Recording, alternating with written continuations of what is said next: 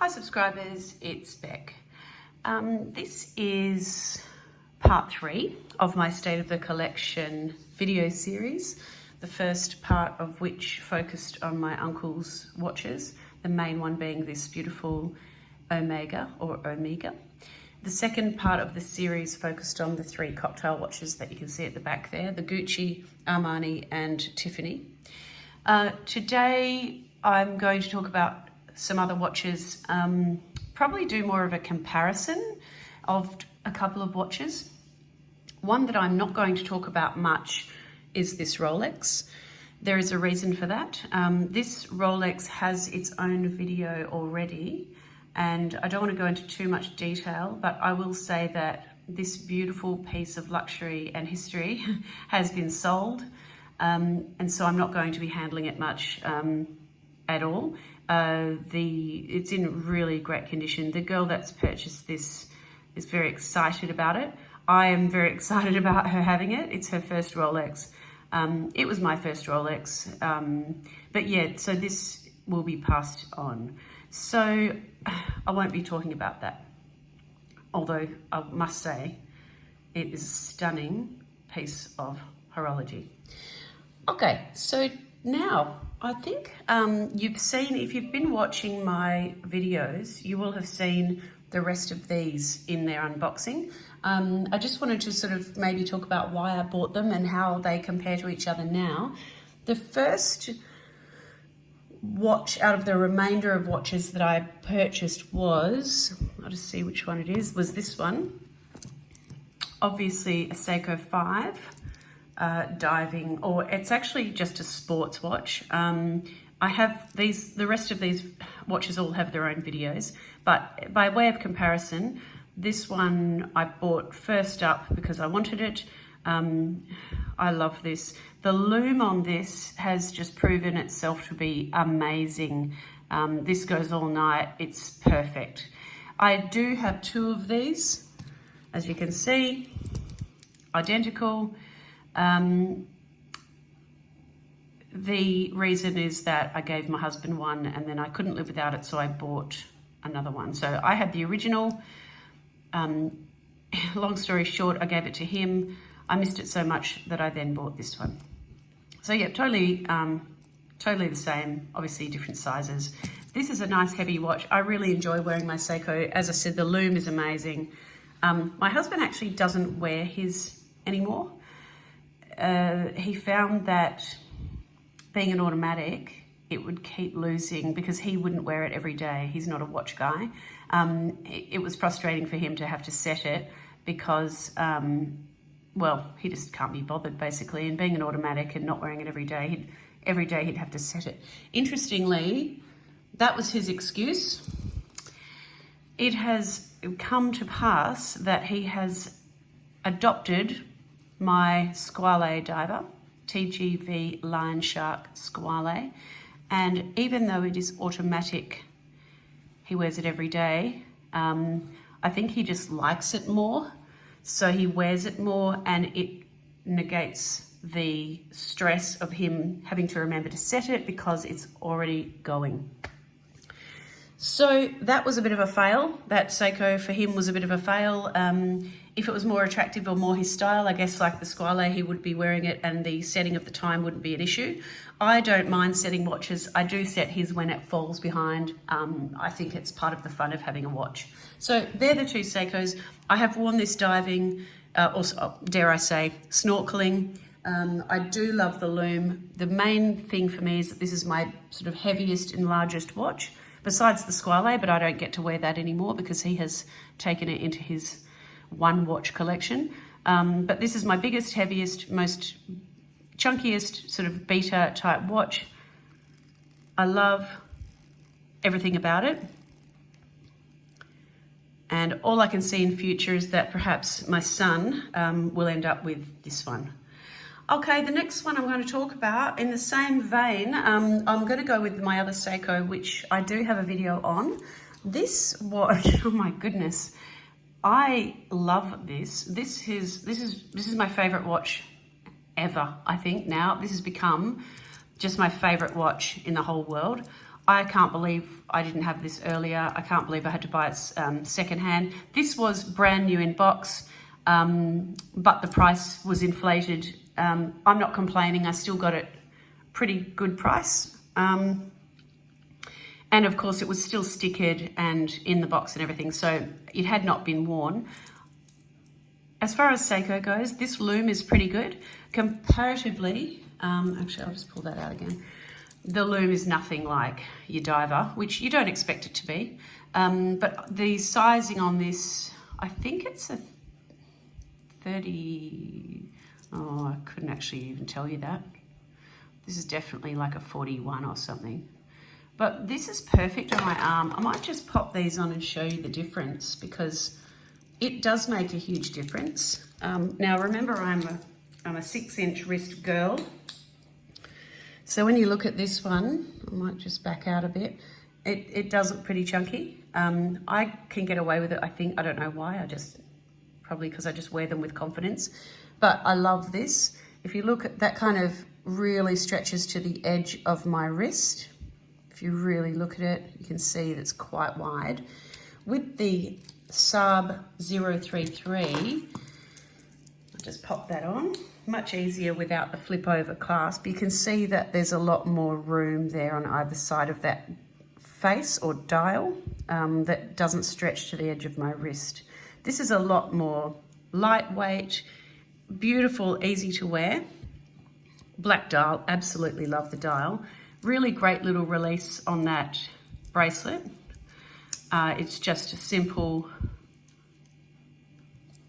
touch, whereas this one, of course, you're dealing with that flip over safety catch. But again, I'm not going diving in the near future. I don't really need the extra safety on it. Interestingly, one of these did pop out. One of these, this particular spring bar, popped out once, because you can see it's actually sticks out. So I had my handbag over my arm and it pressed this spring bar in and the watch fell off. So I thought that was a bit risky. Hasn't happened since, only happened once. But anyway, the idea is that I do prefer just the simple push button opening on that Saab. And as I said, this Saab is my new favorite watch of all time. Great, Seiko is just fabulous. I love everything about my Seikos. I love the finishing on this Saab. It is stunning. Now looking at the width, diver compared to sort of casual to dress watch, look, obviously head and shoulders above the Saab. When you're looking at the comparison, you've got an extra few millimeters thickness here. And on a girly wrist, definitely worth keeping that down a bit. This I wear to work, I wear out, I wear to dinner. I just love it. So yeah, that's the Saab. I'm thinking of buying another one. I actually am so worried that something will happen to this and I won't be able to get another one. I'm thinking of buying another one just in case, because the prices are skyrocketing. These used to be purchasable for under 300 US. This one cost me 775 Australian dollars, which I think is about 600 US at this point. At the moment on eBay, these are going for 1,800 Australian dollars. There are some for 1,000, but they're used. If you're looking for a brand new one like I got, you can't get away with anything under about 1,500 Australian dollars at the moment. And even some of those expensive ones are used. So don't really want to go into the Saab 035. Not that big on the white dials anymore. But given that it's a cream colour on the Saab 035, it is crossing my mind occasionally, but I think if I was going to spend the same amount, I'd probably just get the black one just in case something happens to mine. Because I just don't know if I could live without it, to be frank. Okay, so I'll pop those away. I've only got 3 more watches to show you, and really comparing them to the ones I've just shown you, we're looking at 2 divers and a Dan Henry quartz. I'll go the quartz first. This has its own video, but I just was trying to really, in this video, show you the ones that I really love and the ones that have kind of paled. Now, when I opened this Dan Henry, I mean, it really had that wow factor. Chronograph, just gorgeous. I really love that domed crystal. That is just something else. Absolutely love the finishing on this. It is a very comfortable watch. I'll just stop that and flick it back. I really do love this. I wear this now, not so much for the fashion aspect, but for the chronograph. In my job, I don't need to actually time things, but I'm a teacher, and sometimes I just like to stand there and say to the kids, right, I'm timing you, and I'll show them how this works. And they are really interested in what a chronograph is. And one kid said to me, why do you have 3 clocks on your watch? And I was able to show the kids, you know, what this is and what it means and what the tachymeter is and, you know, how this type of watch works. Now, this is a quartz, as you know, Dan Henry, beautiful 1962 racing chronograph. I absolutely love it. Don't wear it much, as I thought I would. Probably because I got hold of my beautiful Saab, but I do wear this to work when I know that I'll be timing things or when I'll be sort of cooking or whatever and need to use my timer. So again, love this. I'll just pull this one out so you can see the comparison, because that was kind of what this video was all about, is to compare my current watches. You can see just how domed that bezel is on the Dan Henry, and how flat that Saab crystal, sorry, did I say bezel? I meant crystal. How domed the crystal is on the Dan Henry and how flat it is on the Saab. Absolutely love both of these. That shiny, that polished Saab makes me very, very happy. So yeah, really great sizes, nice and flat, but this one is thicker, this Dan Henry, obviously with that domed crystal. I still love the look of it. It has caught the eye of many people. They stop me, oh, what watch do you have on? It is quite eye-catching. Someone actually at school was looking at this Saab and asked me if I was wearing a Rolex, which I thought was brilliant and funny at the same time. I said no, but it is a beautiful Seiko, and then they lost interest. So interesting that although this is my favorite watch, they thought it may have been maybe a what are they called? Oyster Perpetual. So really little compliment there on the Seiko. So I'll put the Dan Henry away. I'll put the Saab away. Absolutely love that Saab. These indices, the way they, oh, it's a bit grubby now. I'm just going to give it a wipe off. The way that these indices shine with the light, oh, it's just beautiful. It's just absolutely gorgeous. There I am in the reflection. Yeah, really lovely watch. And the two that you've already seen. Oh, I've got it. Oh, there it is. Great. The two Islanders, my two Islanders. I'm coming to love these and hate them at the same time. I loved them when I first got them. You know the story, if you've seen the video, you know the story about the colour of this. This does not look like this colour in real life. It's more of a yellow blue. I've said it before. People are getting angry with me for going on about it, so I'll shut up about it. This is a beautiful mauve. I love the sunburst dial there. You can see that reflecting there. The blue is a matte blue. These bezels are so loomed at night. These are really luminous. Both of them are done the same way. I think you can see, actually, I'll try and focus because I'm going on about them all the time. I changed the bracelet on the purple Islander to the push button butterfly because the Jubilee, when it showed up, no offense to Mark, I didn't complain, I didn't say anything. The Jubilee bracelet, some of the screws didn't work properly and I couldn't adjust it, so I just took the bracelet off and went with this. I actually really like this. It's easy to put on and off and it's nice and shiny. The bracelet on this Islander, the blue Islander, is absolutely great. It's just what you'd expect and it works beautifully. So really happy with those. Bit disappointed with the Jubilee just because one of the screws or two were faulty, but I'm not going to hold it against anyone. I do think they look better with the solid link, but I find them quite difficult to change, to be honest. So comparing the two of them, you've got a matte dial on the blue, as I said, a sunburst on the purple, luminous bezels, absolutely gorgeous. I love the logo. It's a point of difference with, I think there's a lot of people that complain about the Long Island watch logo, but I don't care. I think it looks great. If I only could have my own watch with its own logo. We've got the signed crown there, slightly different, as far as I can tell. Yep, slightly different bezel edge. The purple is more, they're closer together. I don't know what the word is. And it is a straighter edge up and down, whereas the blue Islander has more of an angle on it. So I think coin edge, maybe you would say, and then this one slightly faces down a bit. Sorry about my beautiful descriptions there. Hands-wise, the blue has has a pointed arrow on the minute hand. I think actually just let me double check this. These are slightly, I'm having a bit of difficulty undoing this actually. I might use my other hand.